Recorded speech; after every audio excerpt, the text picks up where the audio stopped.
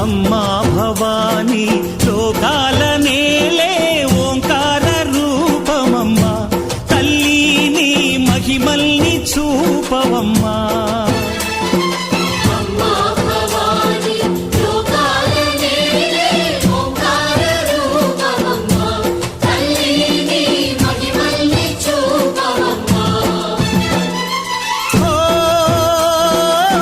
సృష్టికే దీపమా, శక్తికే మూలమా, సింహరథమే నీదమ్మా.